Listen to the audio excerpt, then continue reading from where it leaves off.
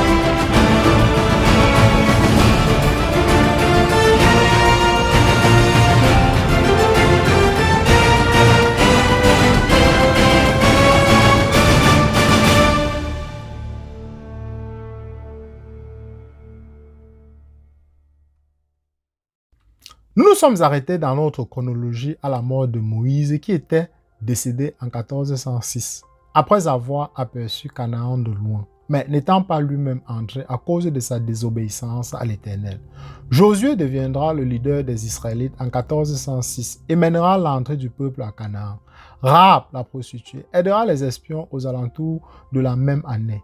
L'année 1376 marque le commencement de l'ère des juges en Israël, de Othniel à Samson. Nous avons récemment fait une étude détaillée de ces juges sur la chaîne. Ruth a vécu vers 1290 avant notre ère. Entre 1237 et 1227, le pharaon Ménéptah érige une stèle de victoire mentionnant pour la première fois Israël. Nous avons aussi discuté de cette stèle sur la chaîne. C'est la première preuve archéologique de l'existence de la nation d'Israël, en dehors des événements couverts par la Bible. En 1209, Déborah devient juge en Israël. Et en 1200, les Philistins établissent leur royaume sur les côtes d'Israël. En 1162, Gédéon devient juge en Israël. Entre 1100 et 1060, Élie devient juge et prêtre à Shiloh. Puis Samuel devient juge de 1060 à 1020. Puis Saul devient le premier roi d'Israël et régnera entre 1051 à 1011. Pour plus de détails, veuillez lire le livre de Samuel et des rois dans la Bible. Pour ceux qui ne veulent pas lire, ne vous inquiétez pas, je couvrirai ces livres plus tard. Alors, abonnez-vous si ce n'est pas encore le cas. David a vaincu Goliath en 1020 avant Jésus-Christ et est devenu roi en 1010.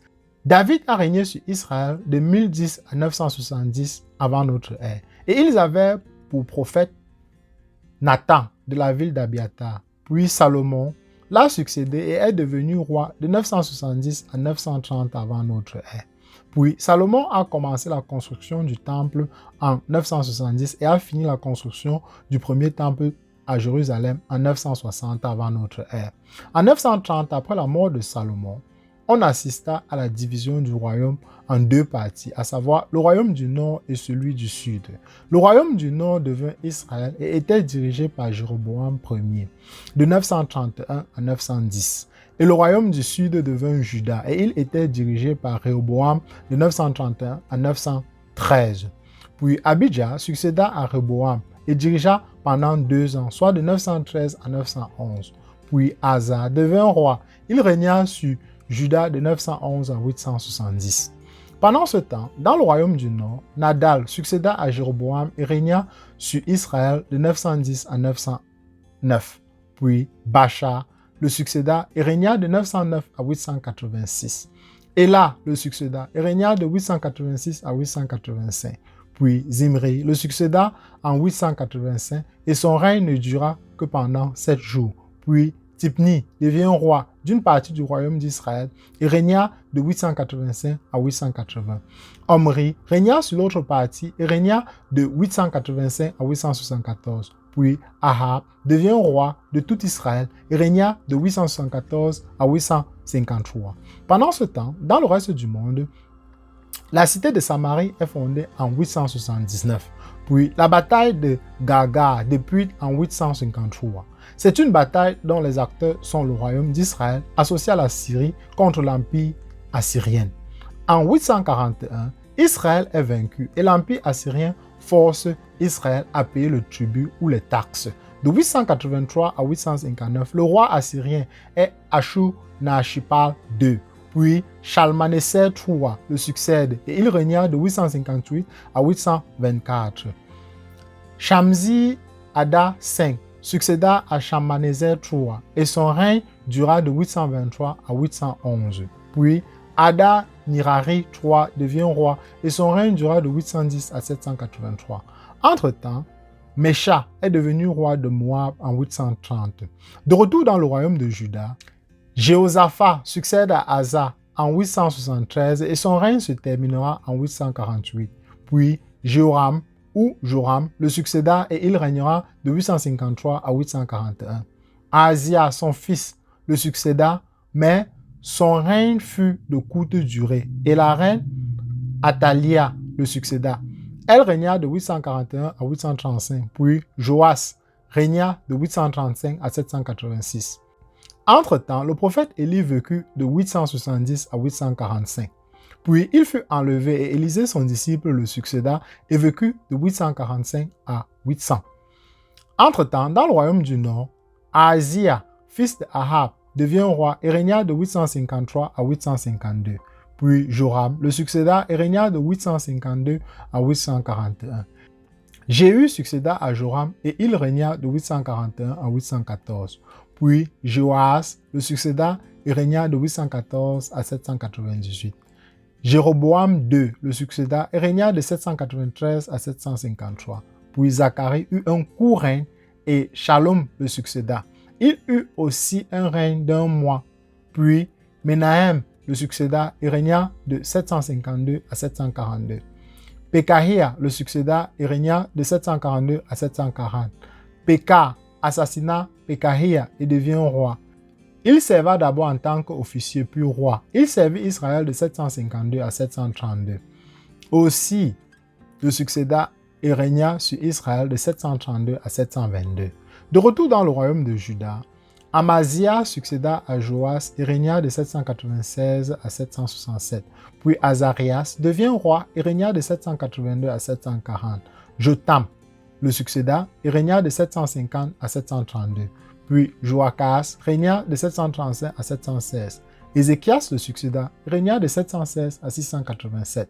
Puis Manassé régna de 697 à 643. Amon régna de 643 à 641. Et Josias de 641 à 609. Shallum eut un court règne de 3 mois. Puis il fut remplacé par Eliakim ou Joachim, selon certaines traditions, qui régna de 609 à 598. En 605, on assiste au premier exil des Juifs à Babylone. Jéconia remplace Eliakim et régna sur Juda de 598 à 597. Puis Zédéchia le remplaça et régna de 597 à 586. En 586, Jérusalem tombe sous le contrôle de Babylone et le temple que Salomon avait construit fut détruit. En 586, Guédalia devint gouverneur de Juda. De retour en Israël, le royaume du Nord tombe sous l'emprise de la Syrie en 722. Puis le prophète Nahum vécut de 658 à 615. Il fut remplacé par Jérémie qui vécut de 650 à 582. Puis Sophonie le remplaça et vécut de 640 à 626. Habakkuk vécut de 608 à 598. Il fut succédé par Ézéchiel qui vécut de 620 à 570. Enfin, Daniel devint son successeur et vécut de 620 à 540. Zacharie vécut de 522 à 509, puis Agé le succéda. En tant que prophète, il vécut en 520. En 538, Cyrus permet aux Juifs de retourner dans leur terre. En 536, la construction du second temple commence. La construction finit en 516.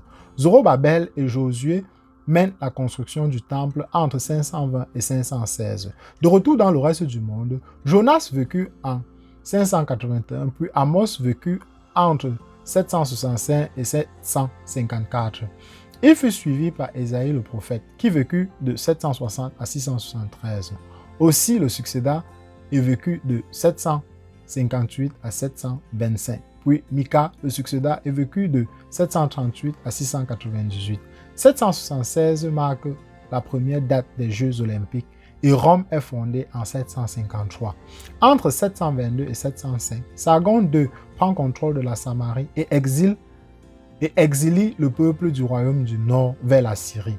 L'exil dure de 722 à 705. L'Égypte tombe sous l'empire assyrien entre 671 et 652. En 622, un parchemin de loi est trouvé dans le temple.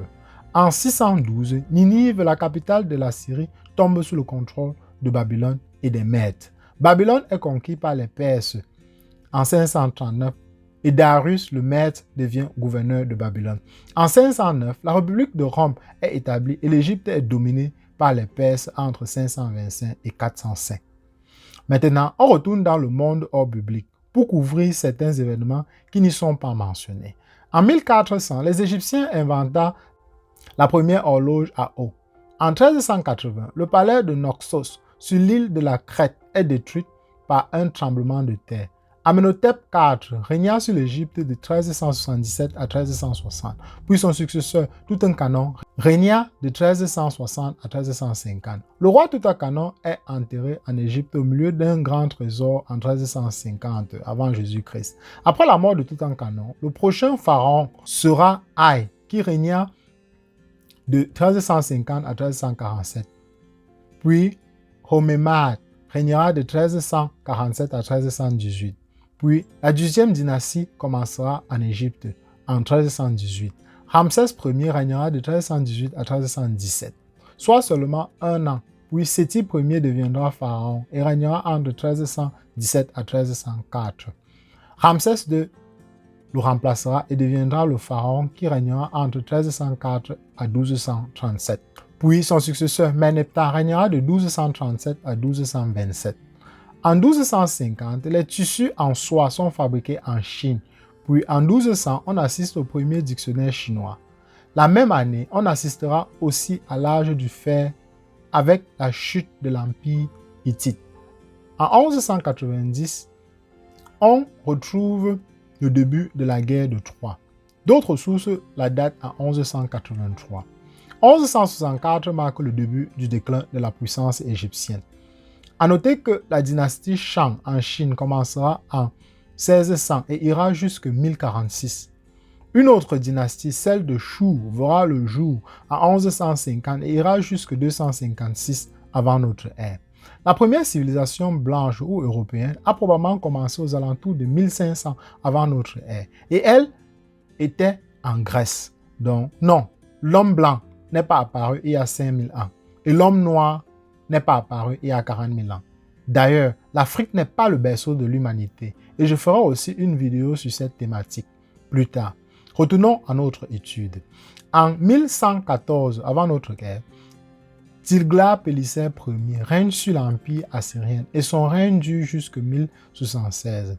En l'an 1000 avant Jésus-Christ, les Mayas arrivent dans la péninsule du Yucatan et fondent la dynastie Maya en Amérique centrale.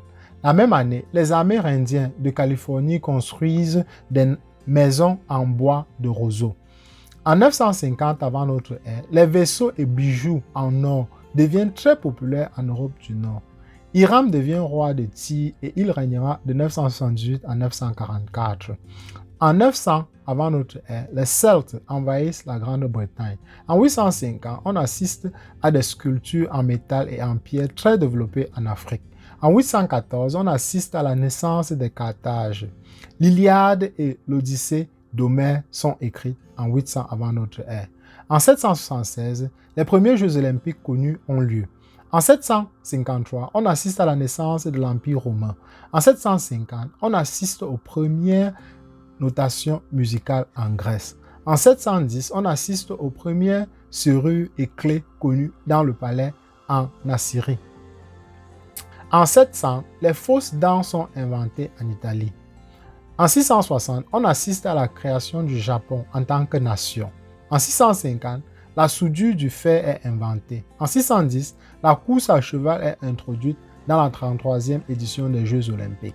En 612, Ninive est détruite. En 600, le temple d'Artémis est construit à Éphèse. 582 marque la naissance du mathématicien et philosophe grec appelé Pythagore. 587 marque l'astronome grec Thalès qui prédit une éclipse. 563, Gautama Bouddha est né en Inde. Il est le fondateur du bouddhisme. 560, Ésope écrit ses fables. 551 marque la naissance de Confucius en Chine. 550 marque Cyrus le Grand qui renverse les maîtres et crée l'Empire perse. En 540, on voit la naissance du service postal à cheval dans l'Empire perse. En 539, Babylone est renversée par Cyrus. 525, le polo est pratiqué comme sport en Perse. En 520, les bibliothèques publiques ouvrent leurs portes à Athènes, en Grèce. En 509, Rome devient une république. Eh bien, nous arrivons au terme de cette vidéo. D'après les sources que j'ai consultées, les dates peuvent différencier de 1 à 20 ans, ce qui est négligeable comparé aux milliards d'années que les païens veulent nous faire croire. La Terre n'est vieille que d'environ 7500 ans et non des milliards d'années. Je me fiche de la mission de sauver la planète car je sais que mon Dieu vit et il a dit aucun être humain ne sera capable de détruire la Terre. La Terre subsistera jusqu'au retour du Seigneur. Alors, préparez-vous, car votre adversaire est Satan, celui qui utilise les dirigeants de ce monde, et il rôde comme un lion rugissant, cherchant qui dévorer. La semaine prochaine, je couvrirai les événements qui se sont passés sur la terre de l'an 500 avant Jésus-Christ jusqu'à l'an 100 de notre ère. Soyez patients, car les recherches demandent beaucoup de temps et de vérification avant que je ne vous les présente. Si vous avez aimé la vidéo, laissez-moi un pouce levé. Abonnez-vous si ce n'est pas encore le cas. On se retrouve très rapidement la semaine prochaine. D'ici là, prenez tout soin de vous.